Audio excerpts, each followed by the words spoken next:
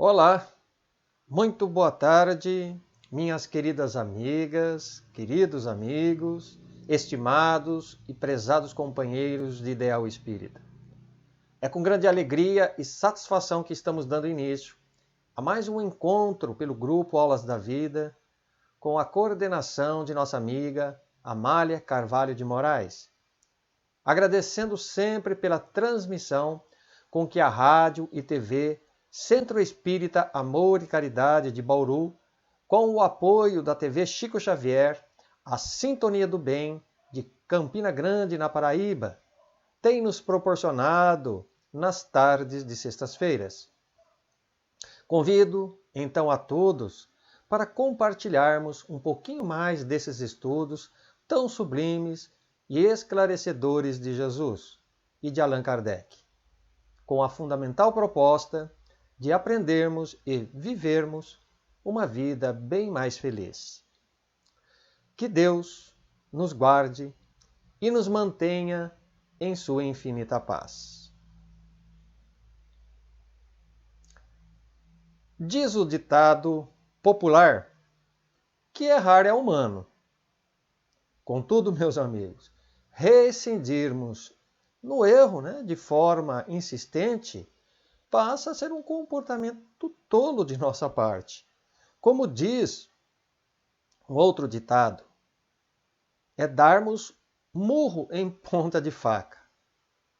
É teimarmos em continuar fazendo o que não dará certo. Não trará resultados nem futuro. Quando erramos com relação a algo ou alguma coisa, geralmente o erro ocorre pela falta de experiência e conhecimento. Doutras vezes por imprudência e negligência. Agora, no caso, quando ofendemos ou magoamos alguém, o erro que cometemos contra esta ou aquela pessoa estará mais ligado à imaturidade espiritual de cada um de nós. Isto porque, que acontece com frequência, no calor das nossas emoções desordenadas, não conseguimos raciocinar com lógica e com discernimento.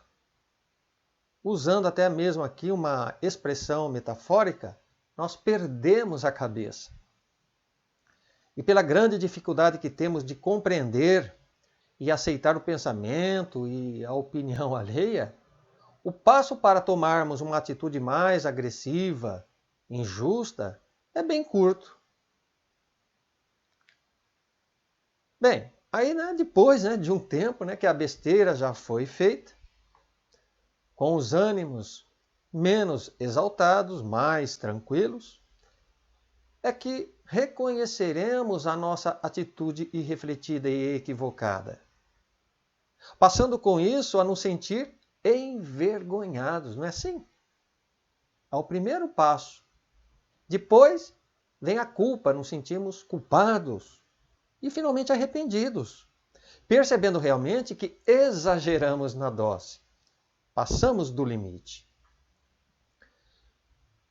É aquele instante que bate a dor de consciência e passamos a nos repreender.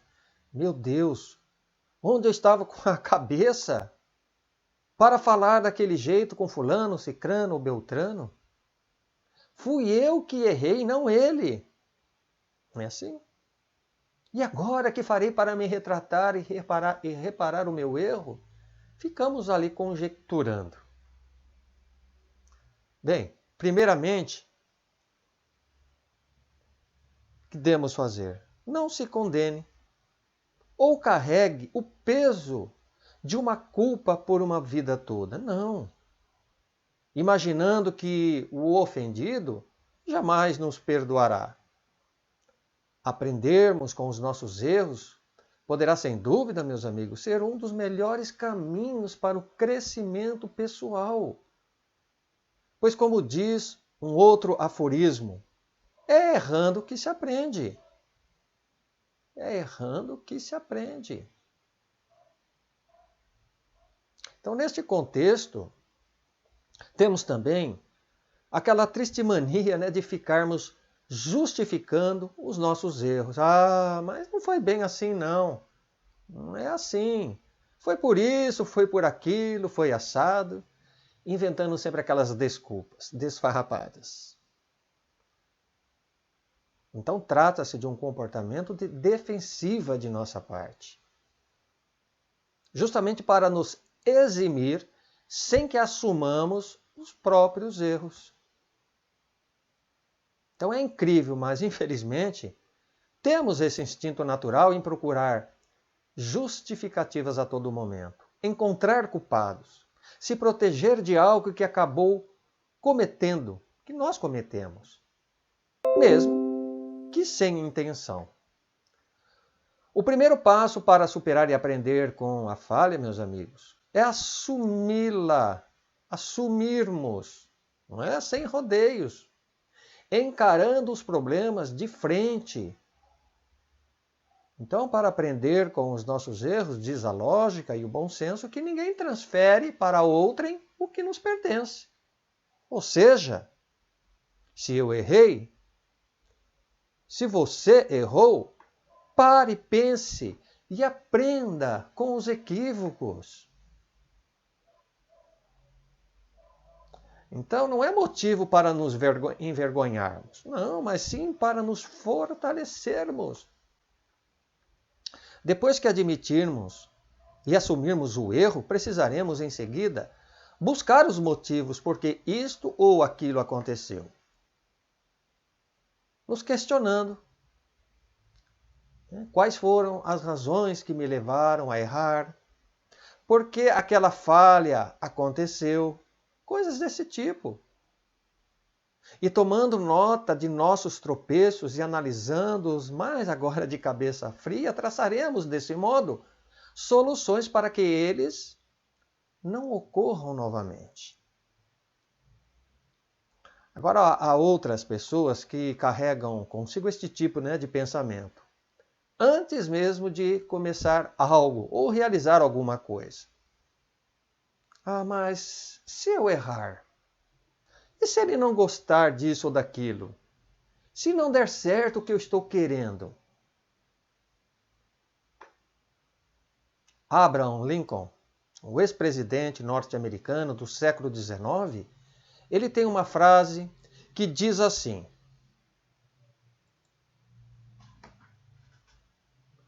o campo da derrota não está povoado de fracassos, mas de homens que tombaram antes de vencer. Então, como aí, nós não podemos nos entregar ante as derrotas sem mesmo antes termos tentado, ido à luta. Porque como nós vamos saber se sairemos vencedores sem tentarmos antes? Não é mesmo? Então, neste caso, não estamos aprendendo com os nossos erros, não, mas com os medos. Sim, com os medos, pois esses se antepõem à nossa vontade de aprendermos, criar e realizar, onde não raro acabamos desistindo de prosseguir trabalhando com vista ao nosso progresso moral e intelectual.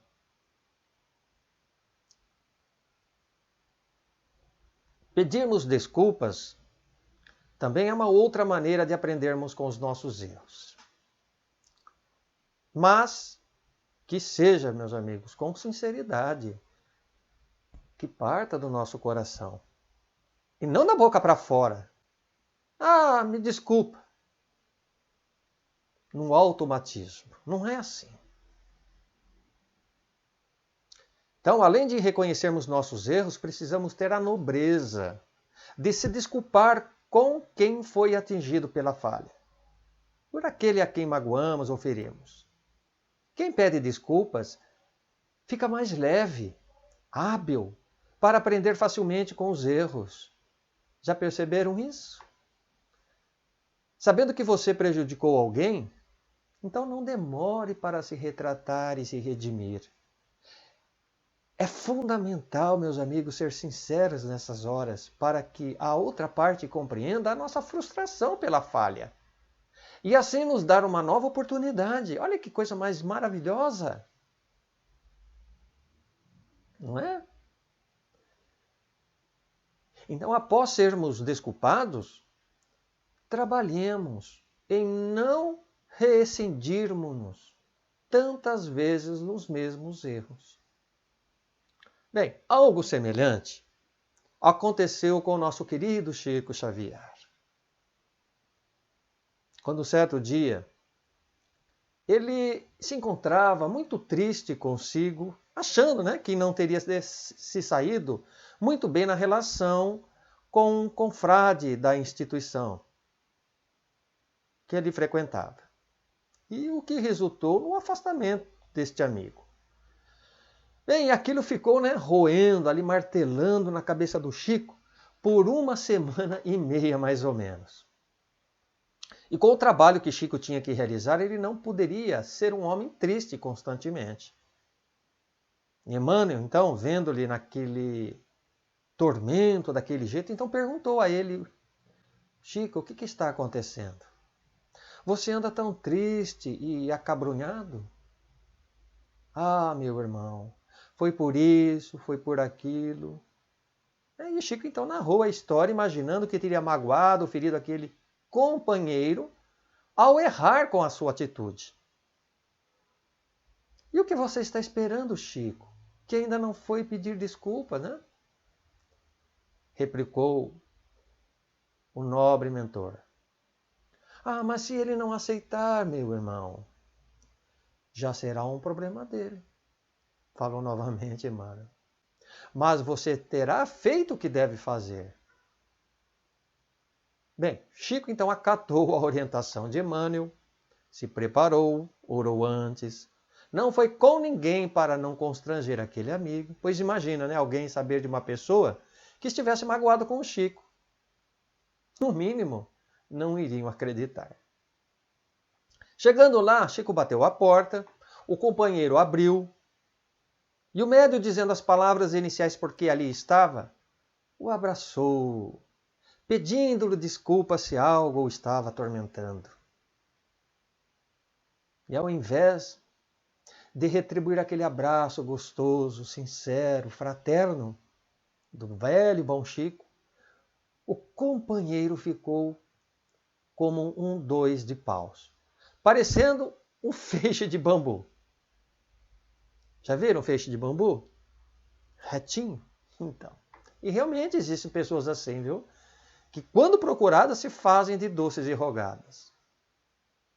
Bom, depois que Chico abraçou e desabraçou aquele pedaço de bambu, o companheiro disse-lhe assim para ele: Chico, de sério, né? Eu não sei se você é muito humilde ou se é muito sem vergonha. E Chico, que não iria dizer que era muito humilde, ele ficou com a segunda suposição. Ah, meu irmão, é que eu sou muito sem vergonha. Mas Chico ficou em paz consigo. Ficou em paz. O que outro pensasse dele dali por diante, nada mais importava. Pois Chico se liberou daquela provável culpa e erro que ele estava lhe torturando, que ele estava o tormentando. Então, quanto àquele amigo que preferiu guardar a própria mágoa e ressentimento, né, contra o médium, já passaria a ser um problema somente dele, não mais do Chico. Olha que exemplo maravilhoso que Chico nos deixa. Portanto, o primeiro passo que precisamos dar, meus amigos, para aprendermos com os próprios erros, é tirarmos da mente aquela ideia e imagem negativa que errar é ruim, que seremos desaprovados ainda que por um simples erro, perseguidos e criticados como algo imperdoável, com consequências irreversíveis. Não. Lógico, devemos convir que ninguém gosta de errar. Mas isto não constitui motivo a ponto, não constitui motivo a ponto para nos desesperar, achar que é o fim do mundo. Pois uma das grandes barreiras que ainda enfrentamos diante de nossos erros é imaginarmos que somos incapazes de nos corrigir e superarmos as deficiências. Não queremos aqui também dizer que não seremos imputados, ou dizermos, responsabilizados pelos erros e maus procedimentos cometidos. Caberá assumirmos, sim, as nossas próprias responsabilidades, como dissemos. Mesmo que ainda sendo livres para irmos e vir, pensar e exprimir nossos desejos e vontades, temos obrigações a cumprir com determinadas leis que vigoram no país, dentro de uma sociedade. Não é pelo fato de nos encontrarmos, como no Brasil, nosso país democrático, que poderemos fazer o que bem entendermos. Numa comunidade, querendo ou não, estamos submetidos ou sujeitos a regras, estatutos e cláusulas que definem uma postura civil e jurídica para cada cidadão. Isso mesmo. Vamos aqui dar exemplos. 2 exemplos.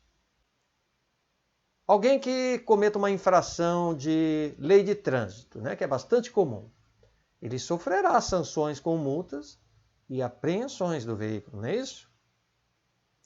Um outro, ao recebermos uma intimação judicial e simplesmente não comparecermos, poderemos responder por desobediência e, em casos extremos, sermos até presos. Então, não havendo justificativa também do não comparecimento, a justiça poderá agir de forma coercitiva, levando a pessoa à força para depor. Então, aqui nos exemplos que citamos, responderemos pelos erros no tocante às leis humanas. Agora, com relação às leis divinas, seremos cobrados por impositivos inexoráveis da própria natureza. Quando levou o codificador do Espiritismo, Allan Kardec, perguntar aos imortais, em O Livro dos Espíritos. Vamos ver. Questão 621. Quando Kardec lhe pergunta, onde está escrita a lei de Deus? A resposta é bem breve, Na consciência. Então, meus amigos, este é o maior e mais perfeito tribunal, a consciência. A consciência. É a partir dela que o homem se analisa, ponderando o que é melhor para si e a resolução mais efetiva para aprender com seus erros. Pois não tem coisa mais importante do que a paz da consciência tranquila. No entanto, muitos de nós ainda não admitimos reconhecer os próprios erros, nos aborrecendo ao sermos contrariados. Não é assim? Então, esta postura que adotamos na vida representa um forte obstáculo de crescimento para nos tornarmos pessoas melhores em todos os aspectos. O orgulho e o egoísmo sendo as maiores chagas da humanidade, como nos ensinou Allan Kardec, delas derivam outras fontes de males, nos impedindo de enxergarmos as nossas falhas e torpezas. Para aprendermos com os erros, necessário então se faz uma coisa, que diminuamos a nossa luz exterior da prepotência e do sentimento de infalibilidade, para reacendermos internamente com intensidade a luz da compreensão e da humildade. Exatamente assim. A perfeição, para ser alcançada, demanda muito tempo, não é da noite para o dia. Precisa de muito trabalho, suor, lágrimas e sofrimento. tendo-nos Jesus recomendado no seu Evangelho, por meio do apóstolo Mateus, capítulo 5, versículo 48. Sede vós perfeitos, como perfeito é o vosso Pai que estás nos céus. Mas isso vamos compreender melhor, não significa isso, essa expressão de Jesus, que alcancemos a supremacia de todas as virtudes e sentimentos, da noite para o dia, de nos comparar ao Criador. Pois como os estudiosos antigos já diziam, a natureza ela não dá saltos. Assim entendemos que tudo tem o seu dia de acontecer. Precisamos ser mais pacientes e cordatos conosco mesmo. Primeiramente conosco. Não costumamos dizer, né, que o apressado come cru? Pois bem, e nesta ânsia e pressa de querermos amealhar e conquistar as coisas no seu menor tempo possível, concorrendo deslealmente muitas das vezes, né, é onde temos tropeçado e cometido clamorosos erros sem colhermos resultados positivos. Então, muita calma, né, como se diz nesta hora, muita calma. Uma comparação até mesmo justa é do fruto, que devemos esperar para sazonar, para amadurecer. Quem o colhe antes não poderá apreciar o seu doce sabor. Na questão agora 632 do Livro dos Espíritos, Allan Kardec, ele faz relevante observação ao perguntar aos bondosos amigos espirituais. Vamos lá. Olha a pergunta. O homem que está sujeito a erros não pode se enganar na apreciação do bem e do mal e crer que faz o bem quando na realidade faz o mal? Responderam os espíritos amigos. Jesus disse: vede o que quereríeis que vos fizessem ou não vos fizessem. Tudo se resume nisso. Não vos enganareis. Muito importante. Muito importante essa resposta que os amigos nos dão. Então essas palavras dizem que todo aquele que se apoia e segue o Evangelho do Cristo não se perderá jamais das veredas da ilusão, da mentira e do erro. Ninguém erra fazendo bem. Ninguém, a menos, né, que este bem tenha algum interesse, algum cálculo por detrás para tirar um proveito. Jesus asseverou que a sua mão esquerda não saiba o que faz a direita. Façamos o bem despretensiosamente, de coração, meus amigos, sem pensar em taxas de reconhecimento e retribuição. Agindo assim, jamais erraremos.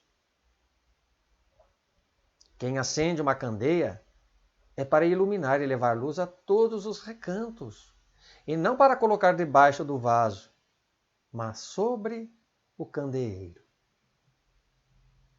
Essa referência bíblica que está em Mateus e Lucas, muito conhecida por nós, contrasta exatamente com a nossa realidade, pois, como detentores e afortunados desta imensa riqueza de conhecimentos que a doutrina espírita nos oferece, o aprendizado deve se converter em consolo e amparo, luz e entendimento a todos no caminho, que se sentem famintos do pão espiritual. Desse modo, em posse de tantos recursos que disponibilizamos para crescer e sermos mais felizes, aí eu pergunto, o que necessitamos observar para não ficarmos cometendo sempre os mesmos erros, não é mesmo? Coisa interessante é a nossa vida, né?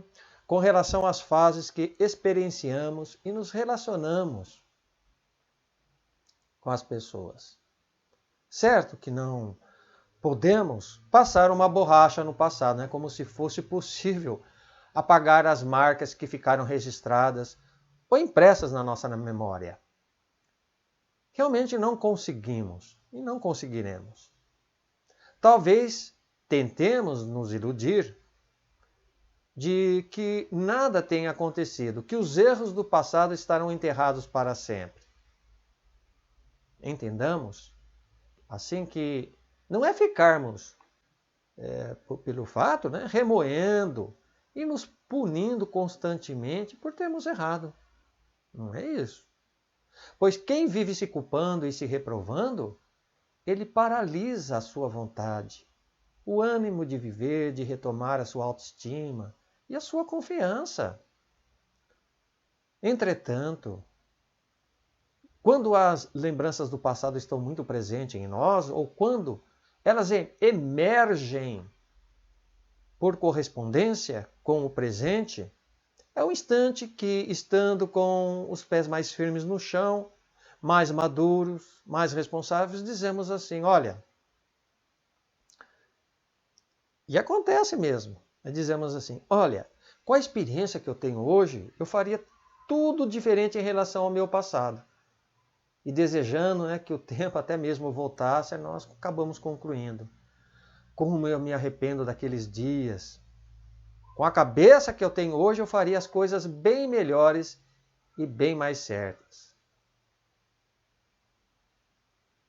Mas, meus amigos, nunca é tarde demais para aprendermos e recomeçarmos. O erro, como já dissemos, faz parte da natureza humana. Somos criaturas falíveis e imperfeitas, sim. Cabendo dar-nos uma chance de aprendermos e acertarmos. Enfim, é natural que falhas passadas nos incomodem. Especialmente quando ficamos diante de um cenário que lembra um erro que já cometemos. Ficamos naquele ciclo, né, revivendo o mesmo filme. Evitemos então, portanto, ficarmos pensando no que já aconteceu. Deixemos para trás as decisões que um dia tomamos. Ainda que espinhos e pedras sangrem nossos pés por onde passarmos, o Cristo estará sempre conosco, cuidando de nossas feridas com muito carinho e amor. Olhemos para frente e façamos as coisas da melhor maneira possível, meus amigos. Desilusões, tristezas e mágoas existirão sim, mas joguemos tudo isso no lixo do esquecimento, abrindo nossos corações para o bem e a verdade. Como diz, águas passadas não movem moinhos, lembrando a velha e sábia expressão popular e de uma bela canção que fala exatamente sobre isto.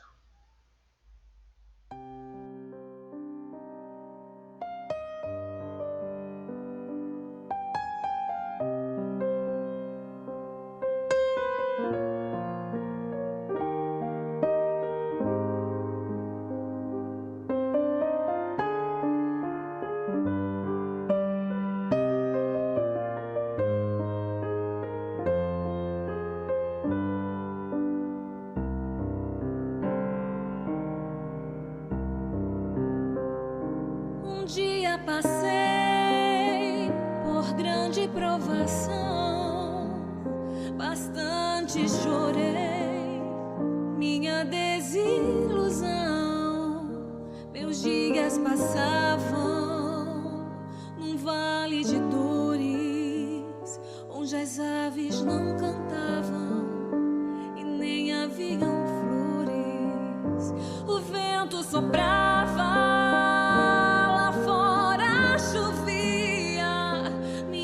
chorava em cruel agonia. A noite escura desceu sobre mim.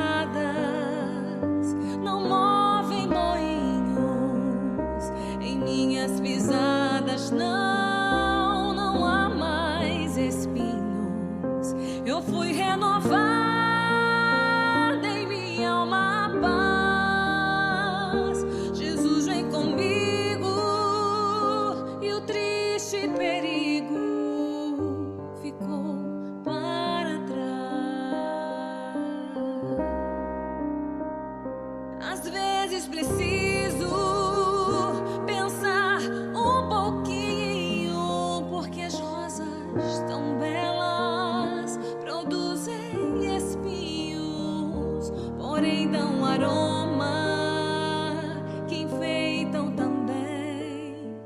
Assim mesmo são as provas que me sobrevêm, as lágrimas tantas que um dia chorei se fizeram em pedras e eu colecionei em pedras preciosas de raro valor que enfeitam hoje em dia meu caminho de amor. Águas passadas não movem moinhos, em minhas pisadas não há mais espinhos. Eu fui renovada em minha alma paz. Jesus vem comigo e o triste perigo ficou para trás. Águas passadas não movem moinhos, em minhas pisadas não há mais espinhos. Eu fui renovada em minha alma paz. Jesus vem comigo e o triste perigo ficou para trás. Jesus vem comigo e o triste perigo ficou para trás.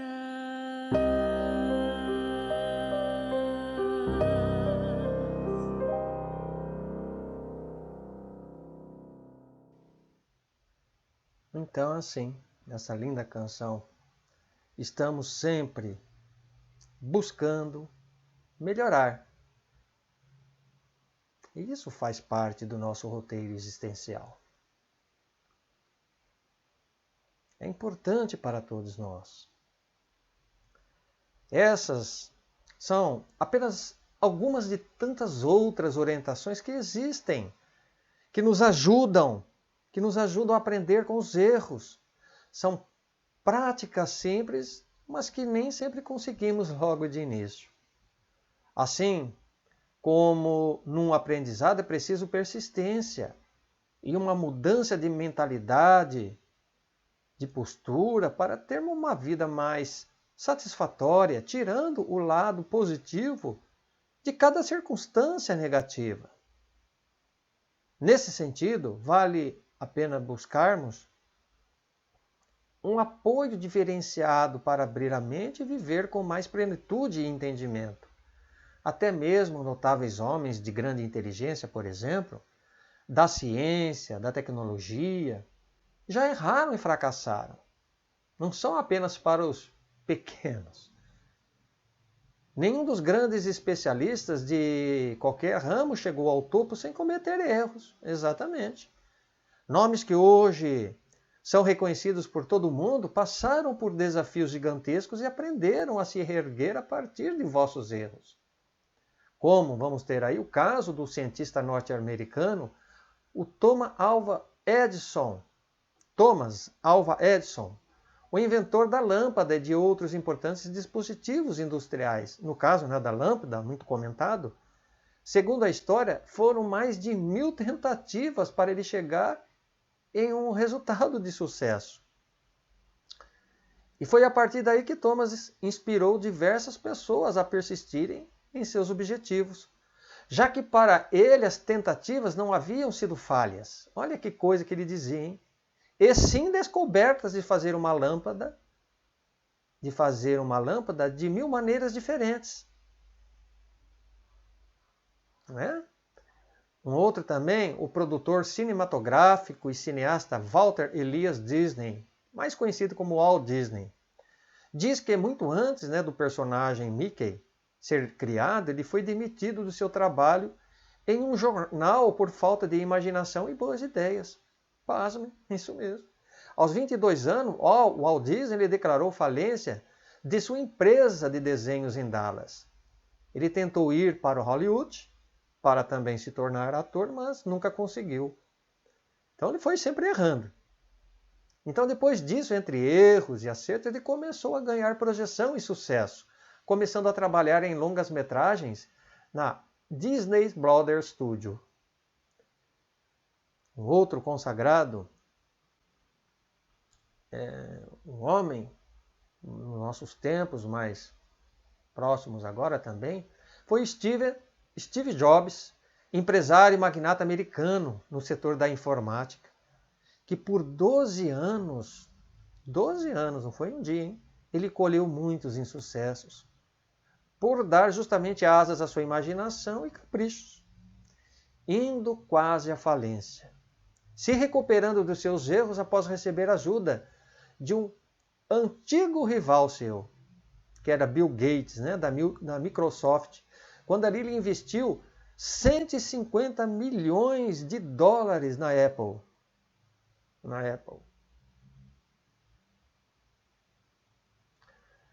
Temos também Alexander Fleming, médico e cientista biólogo escocês do século XIX para o século XX, descobridor da penicilina. Penicilina foi o primeiro antibiótico utilizado na medicina. Foi criado. Então, para melhor ilustrar este caso, foi quando, a partir de seus estudos científicos, que Alexander Fleming ele tinha muita vontade de descobrir uma maneira de curar as feridas infectadas de soldados após eles atuarem ali na Primeira Guerra Mundial. Foi quando então ele acabou aprendendo com o próprio erro ao descobrir a penicilina por acaso, sim. Isso mesmo, por acaso. A gente sabe, né, que esse acaso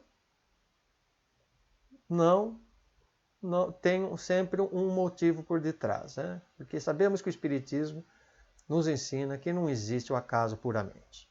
Bem, contudo, muitos desconhecem que a descoberta da penicilina ocorreram exatamente por dois erros que na ciência seriam imperdoáveis. Primeiro, né, o cientista, o Fleming, ele deixou cair uma lágrima numa das culturas de bactérias, percebendo por seu descuido que a lágrima tinha uma propriedade bactericida. Importante. Tempos depois, isso agora numa outra situação, ao sair de férias, por 2 semanas, Fleming ele esqueceu as culturas das bactérias em seu laboratório. E ali, né, sem o acondicionamento correto e sem nenhuma supervisão. Quando ele voltou, o médico ele percebeu que a cultura estava contaminada e repleta de bolor em volta. Ideal, né, para se jogar fora. O que ia fazer com aquilo? No entanto, antes de descartar aquele material, Fleming ele observou onde havia o bolor. Então não existia mais a presença da Staphylococcus aureus, que é a bactéria responsável pelas infecções, de modo que onde o mofo crescia, as bactérias morriam. Olha que coisa interessante. Então foi por acaso, né, entre aspas, que ele acabou descobrindo. Então, graças a esses 2 erros acidentais dele, que milhões, meus amigos, de pessoas foram salvas, principalmente no momento da Segunda Guerra Mundial. E assim como no caso de Fleming, dentro da história, iremos encontrar outros relatos que não são incomuns, como, por exemplo, o surgimento do plástico, da sacarina, do forno de micro-ondas, o raio-x e muitas outras descobertas que se deram em função daquilo que chamamos de erros. Isso demonstra que os erros fazem parte, né, do nosso processo de aprendizado, ou de aprendizagem, e de amadurecimento do homem. Conforme o filósofo francês Charles Pepin, autor do livro As Virtudes do Fracasso, ele nos descreve o seguinte: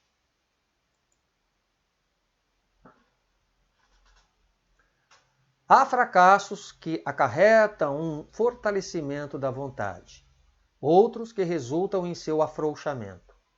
Há fracassos que nos dão força para perseverar no mesmo caminho, e os que nos oferecem um impulso para transformá-lo.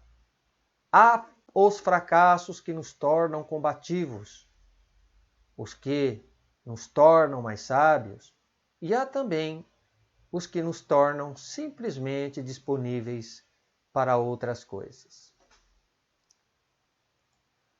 Outro filósofo, também muito conhecido do século XIX, foi o alemão Friedrich Nietzsche, sendo também defensor do erro e do fracasso como condições básicas para aprendermos. Nietzsche, ele defendia que todos os tipos de sofrimento e fracassos deveriam ser bem-vindos no caminho das criaturas humanas, como forma de ajudá-las no desenvolvimento de suas capacidades, como desafios a serem superados, como os alpinistas fazem, ao escalar uma montanha, dizia Nietzsche. Então nós, ao contrário, estamos querendo sempre fugir, dos problemas. Erramos e não queremos ser ousados para tentar acertar. Bem, na história agora religiosa do Novo Testamento, iremos encontrar também alguns episódios de singular e profundo ensinamento sobre este aprender com os próprios erros. Vejamos, Maria de Magdala, a famosa cortesã que após sucessivos enganos e erros de vida promíscua, aprendeu com Jesus a servir no bem e a aceitar o seu evangelho renovador. O apóstolo Simão Pedro, que após ter errado, traindo a confiança do mestre por 3 vezes, sua consciência despertou para a verdadeira vida para nunca mais vacilar ou errar. Tivemos o rico publicano Zaqueu, que na sua ânsia de poder, de riqueza, também errou, usurpando e monopolizando os bens dos mais pobres. Arrependido depois, ele conhece a Jesus numa manhã esplêndida em Jericó, donde aprenderia dali em diante a ser mais justo, nobre e caridoso, devolvendo tudo o que tinha tomado indevidamente. Então aprendeu, Saulo de Tarso, o jovem e influente doutor da lei judaica, que sem compreender a Jesus intolerante e fanatizado, errando ao perseguir os primeiros discípulos do cristianismo, se redimiria de seus erros após enxergar a verdade. E agora convertido em Paulo, o apóstolo que pregaria aos gentios, teria grande missão apostolar de espalhar a boa nova do Cristo por todos os lugares que passasse. E aprendendo com os seus erros, escreveria, em certa ocasião, como está lá em Romanos, capítulo 12, versículo 21. Não te deixes vencer do mal, mas vence o mal com o bem. Paulo, meus amigos, quer dizer aqui que somos tentados a todo instante. E caso não estivermos atentos ou vigilantes ante os nossos pensamentos, palavras e ações, poderemos ser contaminados pelo mal. A este respeito, responderam os amigos espirituais Allan Kardec na questão 459 da obra de O Livro dos Espíritos, que a influência dos espíritos sobre os nossos pensamentos é bem maior do que podemos imaginar, pois frequentemente são eles que vos dirigem. Então eles estão ali sempre presentes. E eles geralmente são que tomam conta de nós, de uma certa maneira. Numa simples comparação, é como o gato que espreita o rato. Portanto, fazendo o bem, retribuindo o mal com o bem. Noutras palavras de Jesus, se alguém lhe ferir numa face, oferece a outra. Oferece a outra. Adotando tais comportamentos e hábitos, nos aproximaremos dos bons espíritos e nos afastaremos do assédio dos maus. No capítulo 8 do Evangelho segundo o Espiritismo, Allan Kardec ele faz uma transcrição bíblica de Mateus que diz assim: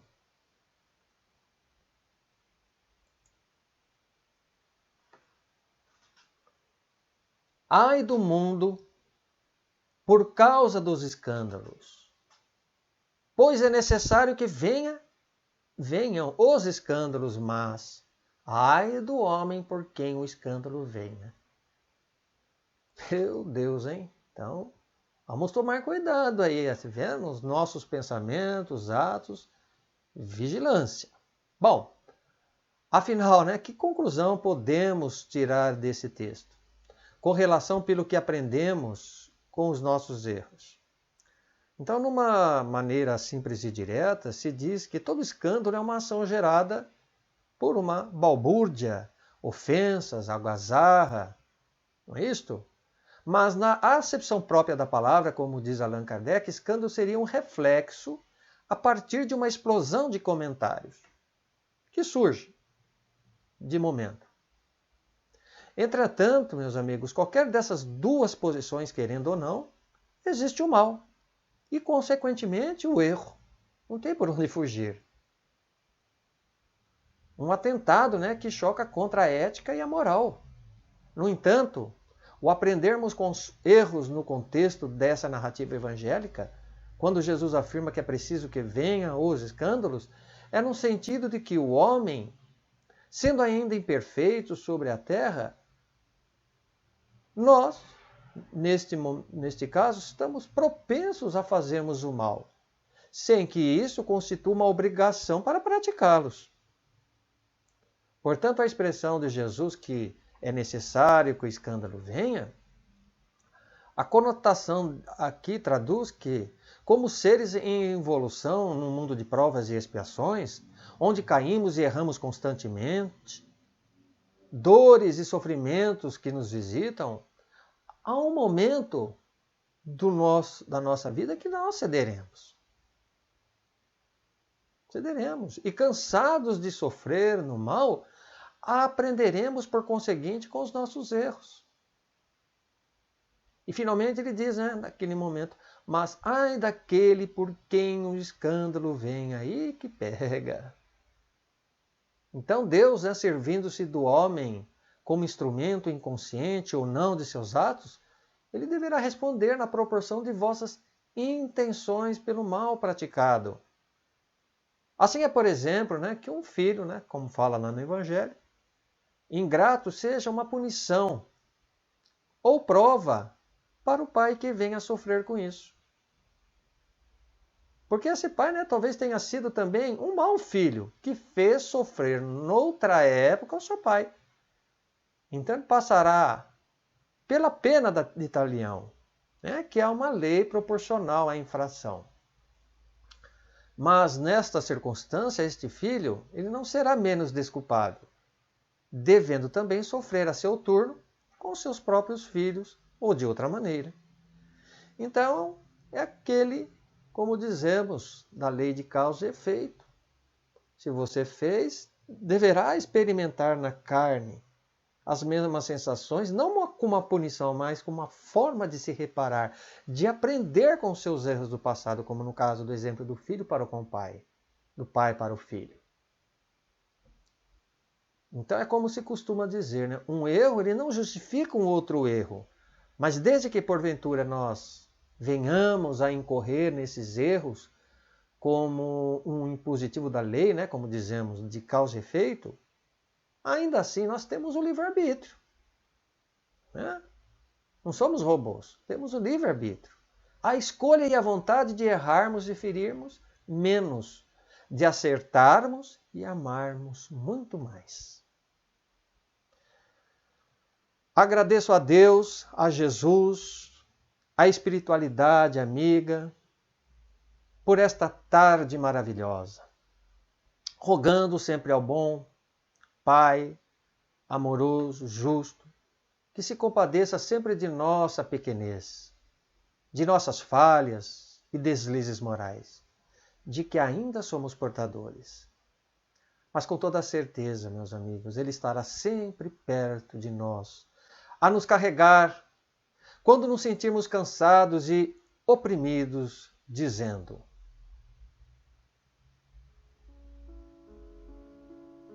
uma noite eu tive um sonho.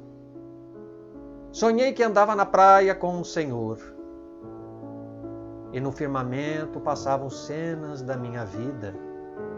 Após cada cena que passava, percebi que ficavam 2 pares de pegadas, um era o meu e o outro era o do Senhor.